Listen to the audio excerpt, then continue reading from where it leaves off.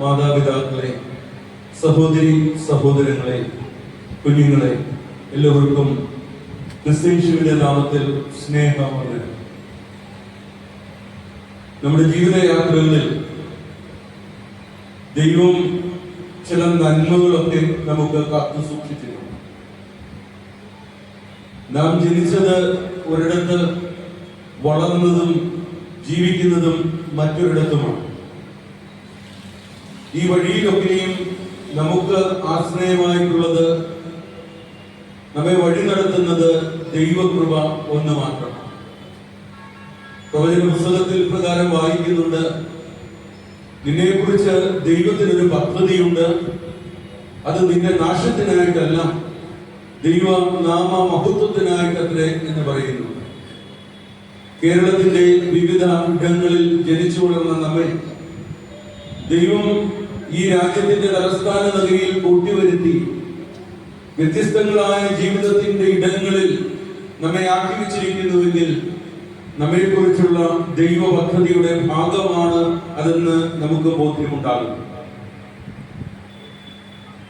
Oscar saint Mary's കത്തീഡ്രലിന്റെ ഭാഗമായിരുന്ന ഒരു പ്രാർത്ഥനാ യോഗം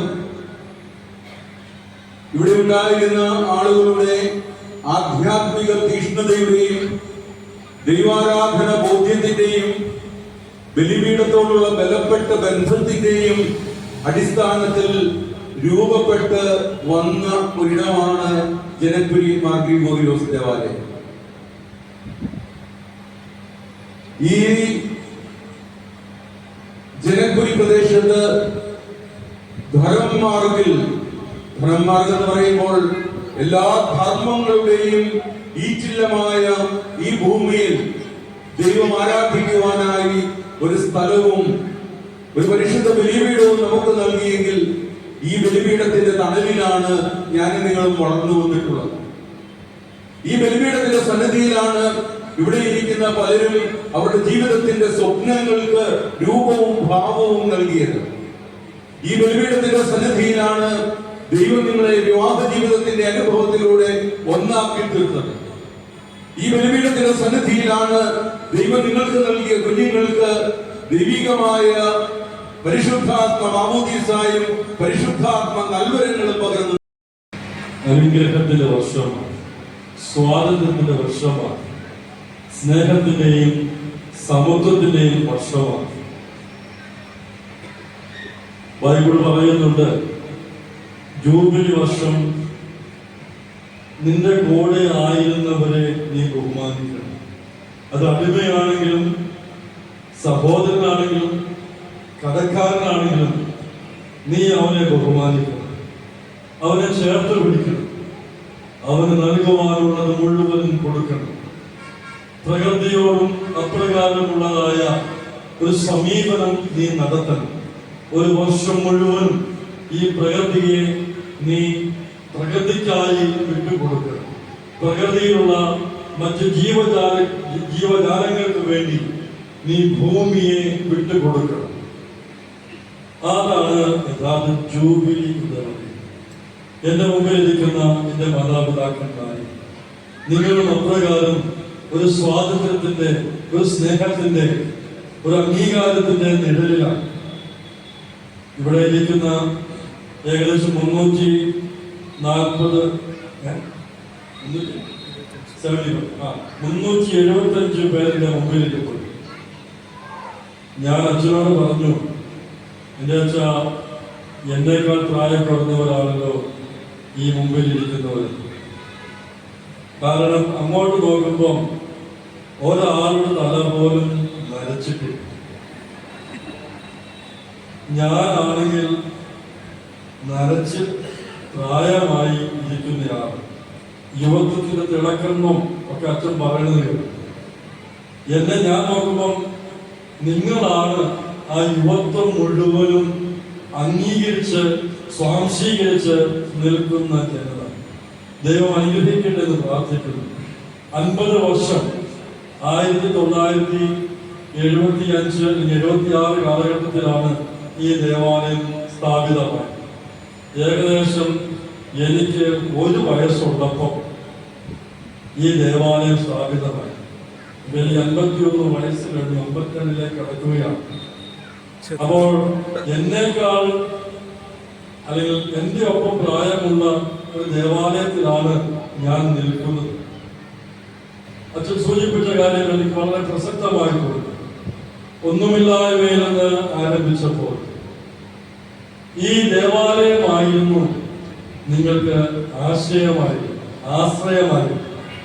1-ാം സങ്കീർത്തനക്കാരൻ പറയുന്നുണ്ട്, ആറ്റരികത്ത് നട്ടിരിക്കുന്നതും തക്ക ഫലം കായ്ക്കുന്നതും ഇലവാടാത്തതുമായ വൃക്ഷമുണ്ട്. അപ്രകാരം തക്ക ഫലം കായ്ച്ചവരും അനുഗ്രഹീതമായ ശുശ്രൂഷകൾ നിർവഹിച്ചവരും തന്റെ ജീവിതം മറ്റുള്ളവർക്ക് നല്ല മാതൃക പങ്കാളികളായവരുമാണ് എന്റെ മുമ്പിലിരിക്കുന്നത്. അത് അനുഗ്രഹമാണ്, ദൈവത്തിന്റെ കൃപയാണ്. ആ കൃപ എന്നും നിലനിൽക്കട്ടെ എന്ന് പ്രാർത്ഥിക്കുന്നു. നിങ്ങൾ ചോദിച്ചതിനപ്പുറമായി ദൈവം തന്ന ഒരു സാഹചര്യം. ജോലിക്ക് വേണ്ടി 50 വർഷം മുമ്പ് ഈ ദേശത്തിലേക്ക് കടന്നു വന്നവർ, കുടുംബത്തിന്റെ ഭാരം മുഴുവനും തോളിൽ ചുമന്നുകൊണ്ട് വന്നവർ, ഓരോ ആഴ്ചകളിലും കൃത്യമായി ലെക്ചറിന് വേണ്ടി തന്റെ എഴുത്തിന് വേണ്ടി കാത്തിരുന്ന മാതാപിതാക്കന്മാരുടെ മക്കൾ, ഇവരൊക്കെയുമാണ് എന്റെ മുമ്പിൽ ഇരിക്കുന്നത്. ആ ഒരു ആഴ്ച കഴിയുമ്പോൾ ആ ദിവസം ആ ആഴ്ചത്തെ മുഴുവനും വിശേഷങ്ങൾ തന്റെ മാതാവിനെയും തന്റെ അമ്മയും തന്റെ പിതാവിനെയും അറിയിക്കുവാൻ വെമ്പൽ കൊണ്ട്, അല്ലെങ്കിൽ ജോലി സ്ഥലത്ത് ഭാരങ്ങൾ ഒന്നും അറിയിക്കാതെ അവിടെ സുഖമാണ്, അവിടെ സൗഖ്യമാണ്, സന്തോഷമാണെന്ന് അറിയിച്ച് ആ മാതാപിതാക്കന്മാരെ സ്നേഹിച്ചതായ ഒരു തലമുറ. ആ തലമുറയുടെ പ്രതിനിധികളാണ് ഈ ഇരിക്കുന്നവരൊക്കെയും. ആലോചിച്ച് നോക്കുക, 50 വർഷം മുമ്പ് നിങ്ങൾ കടന്നു വന്നപ്പോൾ എങ്ങനെയായിരുന്നു? തീവണ്ടി ട്രെയിനിൽ കയറി വന്നപ്പോൾ ഓരോ സ്റ്റേഷൻ കഴിയുമ്പോഴും ഫോണില്ല, മറ്റ് മാധ്യമങ്ങളൊന്നുമില്ല, ഇപ്പോൾ ഉള്ളതുപോലെ സൗകര്യങ്ങളില്ല. ആ അസൗകര്യങ്ങളിലും നിങ്ങൾ ദൈവത്തെയാണ് മുറുകെ പിടിച്ചത്. നിങ്ങളുടെ യാത്രകളിൽ ദൈവത്തിന്റെ കൃപയുണ്ടായിരുന്നു. ആ കൃപയാണ് നിങ്ങളുടെ മുഖത്ത് തെളിയുന്ന പുഞ്ചിരികൾ. അത് അനുഗ്രഹത്തിൻ്റെതാകുന്നത് ഒരിക്കൽ കൂടി പ്രാർത്ഥിക്കുകയാണ്. ഒപ്പം തന്നെ 40 വർഷം വിവാഹ പങ്കാളികളോടൊപ്പം വിവാഹ ജീവിതം കഴിഞ്ഞതായ എന്റെ മാതാപിതാക്കന്മാർ, അവരെയും ചേർത്ത് പിടിക്കുവാൻ ആഗ്രഹിക്കുന്നതായ ഈ ദേവാലയം ദയവായി മാതൃകകളാണ് അത് കാണിക്കുന്നത്. അത് സൂചിപ്പിച്ചുവല്ലോ, ജീവിതത്തിലെ തകർച്ചകളിൽ തന്റെ ജീവിത പങ്കാളിയോടൊപ്പം രുചിച്ചറിഞ്ഞ നൊമ്പരങ്ങളെക്കാൾ അധികമായി സന്തോഷത്തോടെ അവരെ സ്വീകരിച്ചതായ നിമിഷങ്ങൾ. ജോലി നഷ്ടപ്പെട്ടു പോയപ്പോഴൊക്കെ ആ ജീവിത പങ്കാളി സാരമില്ല, ദൈവം നമ്മളെ കാത്തുകൊള്ളും എന്ന് പറഞ്ഞ സംഭവങ്ങൾ, ദിവസങ്ങൾ, പട്ടിണി കിടന്ന ദിവസങ്ങൾ ഇല്ലേ? തന്റെ മക്കൾക്ക് ഒരു നേരത്തെ ഒരു മാസത്തെ ഫീസ് കൊടുക്കാൻ സാധിക്കാതെ പ്രയാസപ്പെട്ടപ്പോഴൊക്കെ നിങ്ങൾക്ക് ആശ്രയമായത് ഈ ദേവാലയമായിരുന്നു. ഒരാളോടും നിങ്ങൾ പരാതി പറഞ്ഞിട്ടില്ല, ഒരാളോടും നിങ്ങൾ പരിഭവം പറഞ്ഞിട്ടില്ല.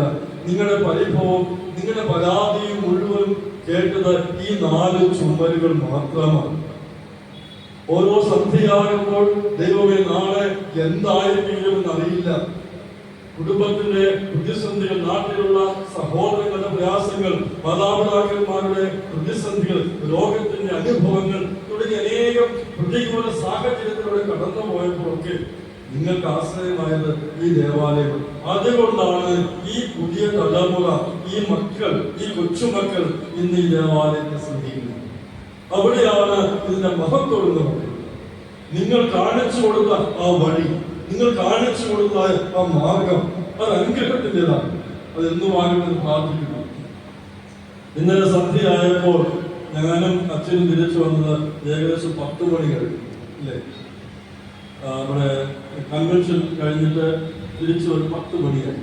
ഞാൻ നോക്കിയപ്പോൾ ഇവിടുത്തെ യുവജന പ്രസ്ഥാന അംഗങ്ങൾ, MGOCC കുഞ്ഞുങ്ങൾ ഒക്കെ നിങ്ങൾക്ക് വേണ്ടി ഈ ഇരിപ്പിടങ്ങളൊക്കെ ഒരുക്കുന്ന ധൃതിയായി.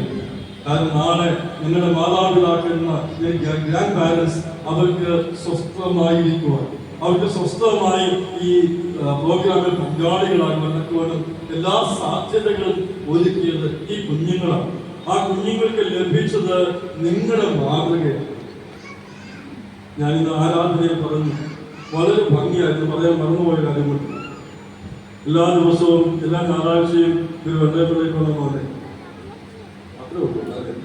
ഞാൻ വിചാരിച്ചു എല്ലാ ഞായറാഴ്ചയും നിങ്ങൾ ഇങ്ങനെയായിരിക്കും പറയുന്നത്. കാരണം വളരെ ഭംഗിയായിരുന്നു. എനിക്ക് ഒത്തിരി ഇഷ്ടമുള്ളൂ.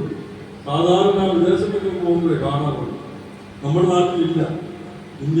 ഡൽഹിയിൽ ഞാൻ വന്നപ്പോൾ വളരെ ഭംഗിയായി ഈ ഇതാക്കിയും മാതാപിതാക്കന്മാരോടൊപ്പം ഇവരെല്ലാവരും വെള്ളയിട്ടാണ് എല്ലാ ഞായറാഴ്ചയും വരുന്നതെന്ന് പ്രതീക്ഷിച്ചു. അങ്ങനെ ആയത് നല്ലതായിരുന്നു. എങ്കിൽ പോലും ദൈവം അനുഗ്രഹിക്കുന്നത് പ്രാർത്ഥിക്കുന്നു. ആരാധനയെ നിങ്ങൾ കാണിക്കുന്നതായ ആ സ്നേഹം, ആ മാതൃക ഈ കുഞ്ഞു തലമുറകളിലേക്കും പകർന്നിട്ട് കൊടുത്തിട്ടുണ്ട്. അതെന്നും അനുഗ്രഹത്തിനാകട്ടെ എന്ന് ആശംസിക്കുകയാണ്. ഒപ്പം തന്നെ ഒരു വാക്ക്, ഈ മാതാപിതാക്കന്മാരെ ആദരിക്കുന്ന എൻ്റെ കുഞ്ഞു സഹോദരങ്ങളോടും സഹോദരിമാരോടും, നമ്മളും ഇതുപോലെ ഒരു ദിവസം നമ്മുടെ ജീവിതത്തിൽ ഉണ്ടാകും. 60 വയസ്സ് കഴിയുമ്പോൾ, 65 വയസ്സാകുമ്പോൾ, 70 വയസ്സാകുമ്പോഴൊക്കെ നമ്മുടെ ജീവിതത്തിൽ ഇപ്രകാരം ഒരു സാഹചര്യം ഉണ്ടാകും. ഇവരെ അംഗീകരിക്കുക എന്നത് മനസ്സിന്റെ വലിപ്പം. പ്രത്യേകിച്ച് ഈ 50-ാം വർഷം ഇവരെ ആദരിക്കുവാൻ ഈ ഇടവക കാണിക്കുന്നതായ ഈ മനസ്സ്, അത് എന്നും അംഗീകാര യോഗ്യമാണ്. പ്രത്യേകമായി അവരെല്ലാവരെയും ചുമതലക്കാരായിരിക്കുന്ന അച്ഛൻ ഉൾപ്പെടെ ചുമതലക്കാരായിരിക്കുന്ന ഗോൾഡൻ ജൂബിലി വർഷത്തെ കമ്മിറ്റി മെമ്പേഴ്സ് ഉൾപ്പെടുന്നതായ എല്ലാവരെയും അനുമോദിക്കുന്നു. ദൈവം അനുഗ്രഹിക്കട്ടെ. എല്ലാ നന്മകളും ഉണ്ടാകുമെന്ന് പ്രാർത്ഥിക്കുന്നു. നിങ്ങളുടെ പ്രാർത്ഥനയിൽ വിലക്കിയതായ ഞങ്ങളെയും ഓർക്കുക. അപ്പച്ചന്മാരോടും അമ്മച്ചിമാരോടും പറയാനുള്ള ഏക കാര്യം അത് മാത്രമാണ്.